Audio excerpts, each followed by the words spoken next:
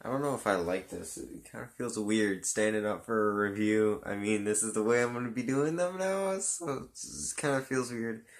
Um, but welcome back to the monthly Spider-Man reviews. I apologize for getting this review out so late. It was originally supposed to be coming out like literally the first Tuesday of the month, and it was going to be a podcast episode, and I was just like, because I didn't want to edit it. I was just like, you know what? I'm tired enough. Fuck it. I just won't. I'll hold it off. And I haven't done an episode of the podcast in like 2 months. So, um, but I wanted to finally get a review out. It's been a month since I reviewed fucking anything. So let's just get a review out there. I've been doing a lot of stop motion recently. I've been doing more live streams. Ironically. By the way, check out my Force Fight live stream. I did that on YouTube Gaming. It's still on there. It won't be on like the YouTube channel, but go check that live stream out. But today we will be talking about the Amazing Spider-Man, which released in 2012 and was originally my favorite Spider-Man. I really loved it. The first time I saw it, then I saw it again, loved it even more. Again, more. Fast forward 2013. It's so bad. It's not good. It's not.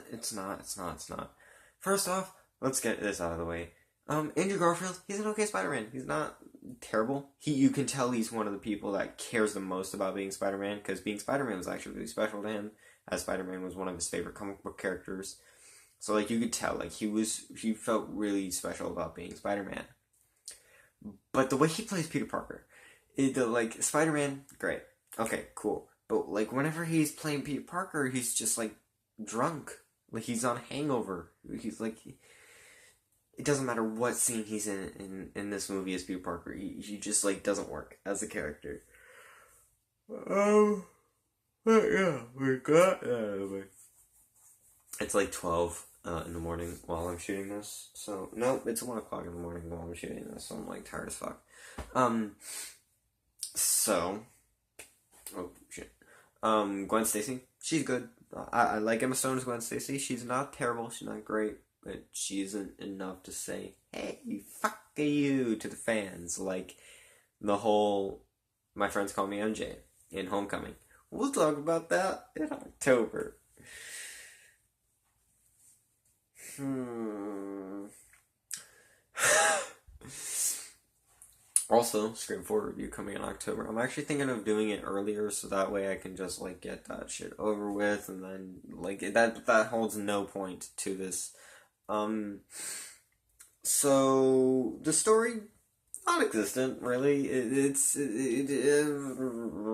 doesn't really have a story. I mean, it's just like it takes like almost, it's like two, so I want to say an hour 45 minutes until the Lizard and Spider-Man actually fight. Like not even the sewer, like that doesn't count. That fucking doesn't count. Like in the high school, like in Midtown High, that's the first time they like have a physical like altercation long term. But it's like, what is that? What the hell? It's not even good. So why even have it? I mean, sure, it helps develop the plot. I mean, like the movie makes no sense on a technical standpoint. I mean, it looks nice, but like the Lizard is such an awful villain. I mean, yeah, sure, he's decent for what the script is, but like he's not a great villain. He's probably the worst part of this movie. Which is really saying a lot because you have that cheap ass jump scare of Gwen in the closet, and then the Lizard just walks by her, and then it's just immediately in front of her. It's just like, what the fuck, guys? This is a Spider-Man movie. It's not like some cancer ass PG-13 Friday the 13th ripoff. It's not that. It's just like, what the hell? Like, oh my god, this is why I want to do a podcast episode, because like I knew I would not be able to condense it and I have to. It's just like so hard to condense this movie because like it doesn't even have a cohesive story. It doesn't make sense. Like make sense about this fucking movie. Um, but hey, I mean, characters other than the lizard enjoyable. Um, I really like Sally Fields as Aunt May. She's a standout. Really, I like her more than Marissa Tomei, but not more than Rosemary Harris. So, I mean, granted, Marissa Tomei is just like eye candy, for teenagers. Regardless of the sex, like she's just eye candy for teenagers. Let's be honest here. Marissa Tomei is a very attractive woman, but if I were to rank all the Aunt Mays, it goes Rosemary Harris, Sally Fields, Marissa Tomei. Um, and I really haven't talked about that in the Raimi trilogy reviews. Like, Rosemary Harris is like the godmother of, well, Aunt May. she is like the best Aunt May, obviously, judging by my opinion. But like the villain, like the lizard's like main plot to turn the entirety of New York City into lizards. What the fuck? What the fuck is that shit? Like that? No, no, no. Like you tune me out of the movie like entirely. The bridge scene I like. I do like the Midtown High fight. It's really fun.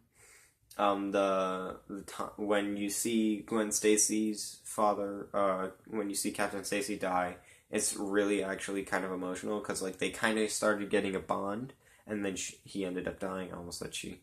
That happens in the next one. Oh fuck, the Amazing Spider-Man 2. Oh, can't wait for that video. I have, oh my god, my brain is just like racing because like high school's happening and like fucking everything. It's just like everything is stacking on top of everything and everything and everything. And I have another channel. I have 3 channels now. A horror channel that I hope to have a podcast with one of my friends on, maybe even a Marvel channel with another friend where we will like speculate and shit. So like that's another thing that we're gonna probably end up doing. Then I have a toy review channel. I have this channel. It's like, what the hell? Like, my brain just, like, races through all these thoughts and thoughts and thoughts. By the way, subscribe to the Horny for Horror, not Horny for Horror channel. Jesus Christ. But actually do subscribe to Horny for Horror. So, subscribe to Horror Horny. My brain, see, that's how you know how tired I am. Like, I haven't slept since, like, 3 in the morning. Because I woke up at 3 and just, like, a few minutes later went back to sleep because I just, like, couldn't sleep. But like my brain's racing and everything, so I'm gonna give The Amazing Spider-Man.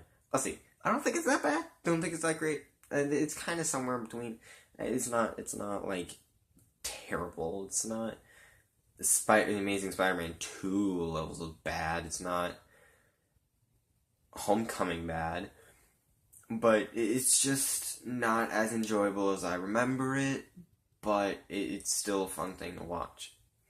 So, in the meantime, I really hope you like the new background. I got new Studio Series figures, Ratchet and Stinger, to add to the collection, so I'm happy about that. So if you enjoyed this video and you want to see more, hit the like button, subscribe to the YouTube channel, follow me on Instagram and Twitter at the Domination, also on Instagram on the Domination Customs.